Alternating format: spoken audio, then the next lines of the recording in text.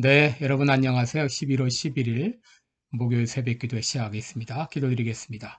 은혜로우신 우리 아버지 주의 은총과 사랑을 감사와 영광을 돌립니다. 아버지 오늘 하루도 하나님께 영광 돌리는 하루가 되기를 원합니다. 특별히 11월 감사의 달을 맞이해서 내 삶 가운데 감사가 넘쳐나게 하여 주시옵소서. 늘 감사하며 살게 하여 주옵소서.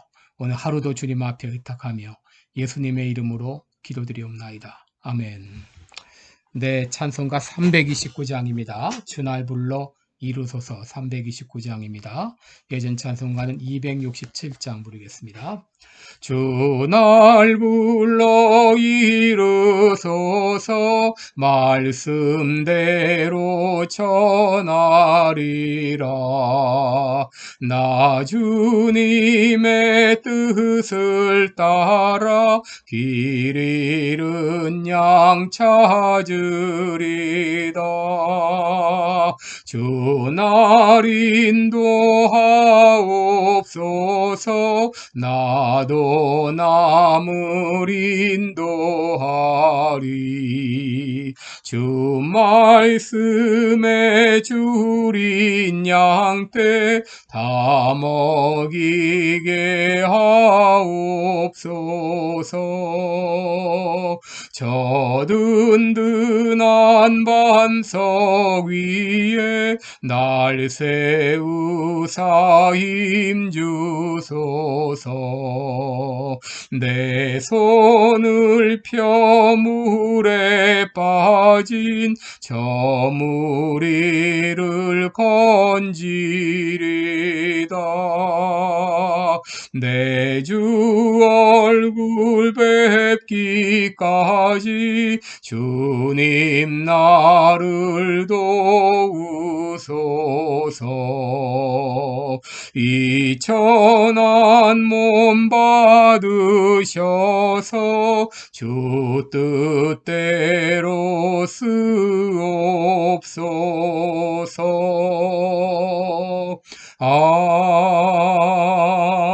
아멘. 네, 우리 오늘은 로마서 15장 14절로 21절까지 보겠습니다. 로마서 15장 14절로 21절까지 제가 읽어드리겠습니다. 내 형제들아, 너희가 스스로 선함이 가득하고 모든 지식이 차서 능히 서로 권하는 자임을 나도 확신하노라.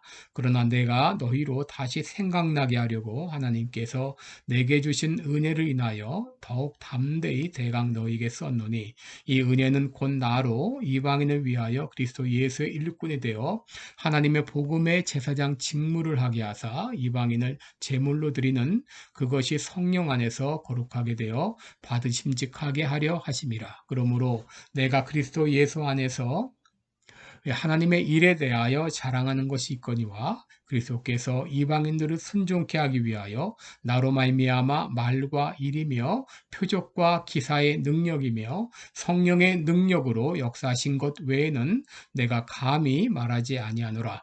이 일로 인하여 내가 예루살렘으로부터 두루 행하여 일루리곤까지 그리스도의 복음을 편만히 전하여노라. 또 내가 그리스도의 이름을 부르는 곳에는 복음을 전하지 않기로 힘썼노니 이는 남의 터 위에 건축하지 아니하려 함이라. 기록된 바 주의 소식을 받지 못한 자들이 볼 것이요 듣지 못한 자들이 깨달으리라 함과 같으니라. 아멘. 21절까지 공독했습니다. 오늘은 하나님의 복음의 제사장 이런 제목으로 함께 말씀을 나누겠습니다. 여러분 로마서는 복음이라는 말과 함께 시작이 됩니다. 로마서 1장 1절에 예수 그리스도의 종 바울은 사도로 부르심을 받아 하나님의 복음을 위하여 택정함을 입었다라고 했습니다. 내가 복음을 위하여 택정함을 입었다. 이 한마디 가지고도 바울이 어떤 삶을 살았는가 하는 것을 짐작해 볼 수 있습니다. 바울은 소명의 사람이었습니다. 그가 로마 교회에 편지를 보낸 것도 복음에 대한 그의 소명 때문이었습니다. 그는 로마 교회에 긴 장문의 편지를 써내려갔습니다. 이제 편지를 마감하면서 다시 한번 복음에 대한 그의 소망 사항을 밝히고 있습니다. 그것은 구약시대에 들어졌던 제사제도에서 제사장들이 사람들의 죄를 정간 제물을 하나님께 드리면서 제사를 드리듯이 자신을 이방인 회심자들을 하나님께 인도하는 제사장으로 비유하고 있는 것입니다. 이는 복음을 향한 그의 열정을 한마디로 응축하여 설명하고 있는 것입니다. 그러면 사도 바울은 복음을 향하여 어떤 삶을 살았는지 함께 생각하며 은혜를 나누겠습니다. 첫째, 바울은 복음을 자랑했습니다. 이미 바울은 로마서의 서두에서 내가 복음을 부끄러워하지 않는다라고 했습니다. 그런데 그는 오늘 본문에서 다시 한번 복음에 대한 그의 열정을 표현하고 있습니다. 17절에 보시면 그러므로 내가 그리스도 예수 안에서 하나님의 일에 대하여 자랑하는 것이 있거니와 라고 했습니다. 바울은 나는 자랑거리가 있다 말합니다. 그 자랑거리가 무엇인가? 바로 내가 복음을 알고 복음 때문에 구원받았다고 하는 것, 이것이 너무도 자랑스럽다고 말하고 있습니다.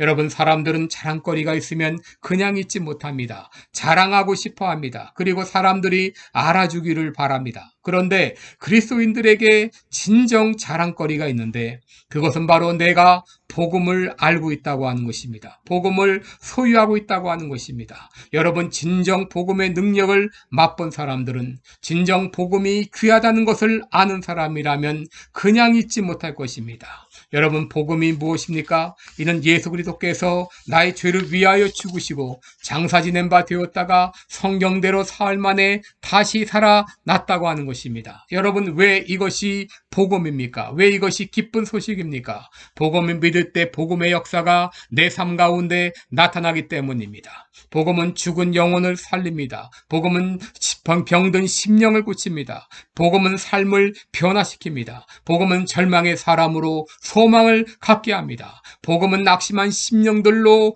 용기를 얻게 합니다. 여러분, 이런 복음의 능력을 내가 체험했다면 어찌 그냥 있을 수가 있겠습니까? 여러분, 오순절 이전 예수님의 제자들은 복음의 능력을 체험하지 못했습니다. 그들은 복음의 무엇이라는 것은 알고는 있었지만 복음의 진수를 맛보지 못했습니다. 그러기에 예수님께서 체포되어 재판을 받게 되자 모두 두려워 도망갔습니다. 그러나 그들이 오순절 마가 요한의 다락방에서 다이너마이트와 같은 복음의 능력을 체험하게 되자 완전히 달라졌습니다. 두려워 떨던 그들이 담대히 복음을 전하게 된 것입니다. 여러분, 제자들이 복음의 능력을 경험했을 때 예루살렘에는 소동이 일어났습니다. 제자들이 설교를 듣고 하루에 수천 명씩 어찌할꼬 하며 회개하며 돌아온 것입니다. 그들은 집과 재산을 팔아서 가난한 사람들을 구제하고 그들을 통하여 안진뱅이가 일어나고 죽은 자가 살아나는 기적이 일어났습니다. 바울 역시 이 복음의 능력을 경험했습니다. 그는 그리스도인들을 체포하기 위해서 다메섹으로 가는 도상에서 부활의 주님을 만났고 바울은 여기서 꼬꾸라졌습니다. 자신이 얼마나 추악한 죄인인 것을 깨닫게 되었고 구원은 자신의 의가 아니라 하나님의 의로 말미암은 것을 깨달았습니다. 이 복음의 놀라운 능력을 경험하게 되자 바울은 그냥 있을 수 없어서 즉시 회당에 내려가 예수의 하나님의 아들 되심을 전파했다고 했습니다. 여러분, 사도 바울은 인간적으로 자랑할 것이 많이 있었습니다. 그러나 복음의 능력을 체험한 후에 그는 이 모든 것을 배설물과 같이 여겼습니다. 그래서 이 모든 것을 배설물과 같이 버렸습니다. 여러분, 복음은 능력입니다. 복음에는 다이너마이트와 같은 폭발력이 있습니다. 딱딱하고 굳은 마음도 복음 앞에서는 산산조각이 납니다. 얼음장과 같이 냉랭한 심령도 복음과 함께 녹아집니다. 복음의 능력을 체험한 사람들은 완전히 다른 사람이 됩니다. 저는 오늘 여러분들이 다이너마이트와 같은 이 복음의 능력을 경험하기 원합니다. 여러분, 우리의 문제는 외적인 데 있지 않습니다. 외적인 요인에 있지 않습니다. 바로 나에게 있습니다. 복음의 능력을 맛보지 못한 나에게 있습니다. 복음의 진수를 맛보지 못한 나에게 있습니다. 주님, 나로 복음의 진수를 깨닫게 하옵소서. 오늘 이 아침에 기도하시기 바랍니다. 둘째로, 바울은 복음을 통해서 나타난 하나님의 능력을 자랑했습니다. 여러분 18절을 보시면 그리스도께서 이방인을 순종케 하기 위하여 나로 말미암아 말과 일이며 표적과 기사의 능력이며 성령의 능력으로 역사하신 것 외에는 내가 감히 말하지 아니하노라. 여러분 바울은 복음을 증거하는 가운데 수많은 이적과 기사가 나타났습니다. 안진뱅이를 일으키기도 하고 귀신 들린 자를 내어 쫓기도 했습니다. 또 빌립보 감옥에서는 찬송하며 기도하는 가운데 옥문이 열리는 역사가 일어났습니다. 바울은 자기를 통해 나타난 이적들의 특징을 말합니다. 먼저 자신으로 말미암아 나타난 이적들은 성령의 역사였음을 밝힙니다. 18절에 보시면 그리스도께서 이방인들을 순종케 하기 위하여 나로 말미암아 말과 일이며 표적과 기사와 기사의 능력이며 성령의 능력으로 역사하신 것 외에는 내가 감히 말하지 아니하노라. 여러분 바울을 통해 수많은 능력이 이적들이 나타났는데 이런 모든 이적들은 바로 성령의 역사였음을 말하고 있습니다. 또한 이런 이적들이 나타난 것은 이것을 통해서 이방인들로 믿어 순종케 하기 위함이라고 말합니다. 여러분 영적 전쟁터에는 싸움이 치열합니다. 밀고 당기는 치열한 싸움이 있습니다. 이때 복음의 능력이 강력하게 나타나지 않으면 하나님의 복음이 조롱을 받습니다. 그러기에 하나님께서는 기적의 방편이 나타나게 하십니다. 바로 하나님의 능력이 나타나게 하십니다. 선교 현장에서 기적들이 많이 일어나는 이유가 바로 여기 있습니다. 또한 바울은 하나님께서 자신을 사용하셨음을 말합니다. 나로 말미암아 말과 일이며 그랬습니다. 하나님께서는 직접 이적을 행하실 수도 있지만 때로 사람을 통해 역사하기도 하십니다. 하나님께서 나같이 연약한 인간을 능력의 도구로 사용하신다고 하는 것은 여러분 신비 중에 신비입니다. 우리가 하나님의 능력에 붙들림 받을 때 하나님께서는 나를 통해 역사해 주십니다. 바울은 자신을 통해 나타난 복음의 능력을 자랑했습니다. 마지막으로 바울은 자신을 통해서 이 복음을 나타난 능력을 체험했을 뿐 아니라 이 자랑스러운 복음을 널리 전했다고 하는 것입니다. 여러분 19절에 보시면 이 일로 인하여 내가 예루살렘으로부터 두루 행하여 일루리곤까지 그리스도의 복음을 편만하게 전하였노라.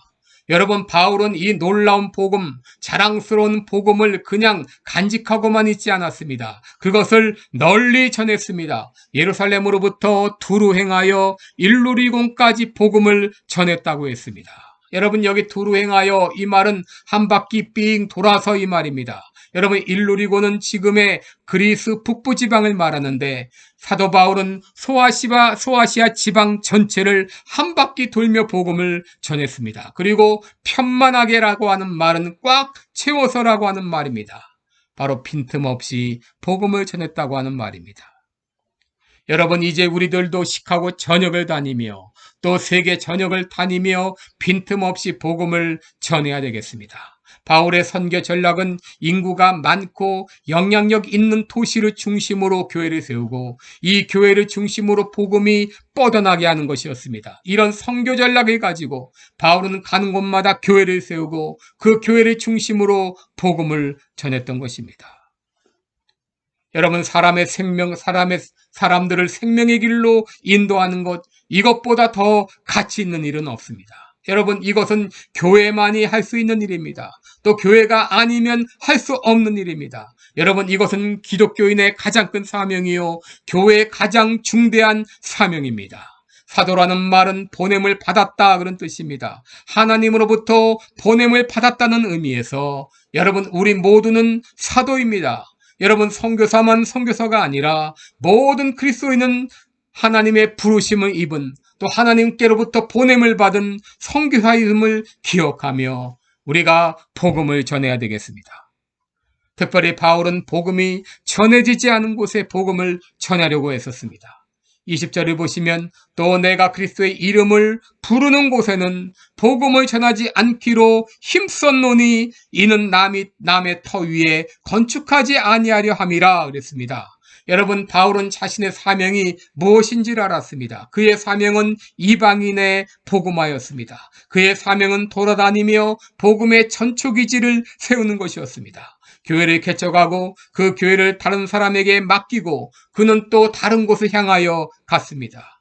고린도 교회에서 그는 자신의 사역과 아볼로의 사역을 이렇게 비교했습니다. 나는 심었고 아볼로는 물을 주었다. 바로 바울의 사역은 복음을 심는 사역이었습니다. 여러분, 집을 지을 때 혼자서 다 할 수는 없죠. 기초를 닦는 사람이 있고 또 기둥을 세우는 사람이 있고 또 지붕을 띄우는 사람이 있고 또 인테리어를 하는 사람이 있습니다. 각 사람마다 자신이 할 역할이 있습니다. 여러분, 사람마다 특징이 있고 은사가 있고 자기 역할이 다릅니다. 심는 자가 있고 물을 주는 사람이 있습니다. 선교사의 일이 있고 목회자의 일이 있고 전도자의 일이 있습니다. 사도 바울은 하나님 나라 확장을 위해서 자신의 할 일은 바로 복음의 씨를 심는 그러한 것이었고, 그리고 특별히 복음이 전해지지 않은 곳에 복음을 전하는 일이었습니다.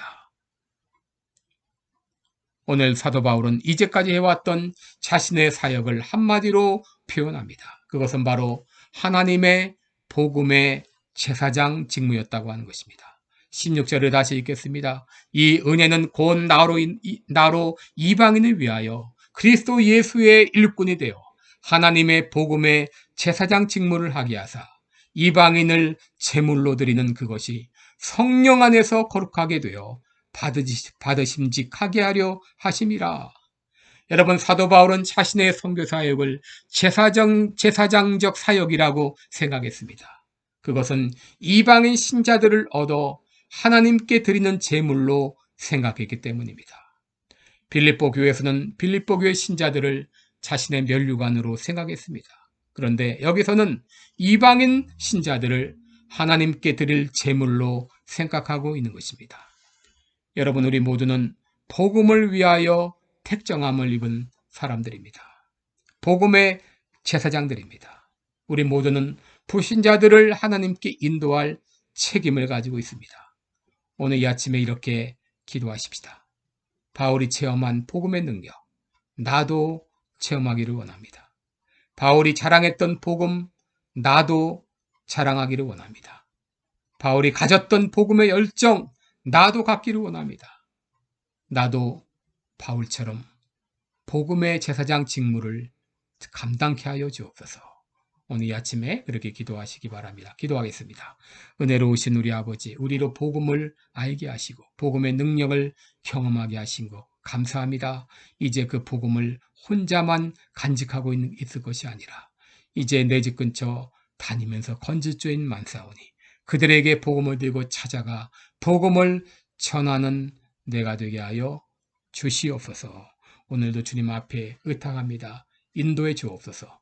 예수님의 이름으로 기도드리옵나이다. 아멘. 네, 11월, 12월 여러분 부흥을 위해서 특별히 기도해 주시기 바랍니다. 네, 복된 하루 되시기 바랍니다. 고맙습니다.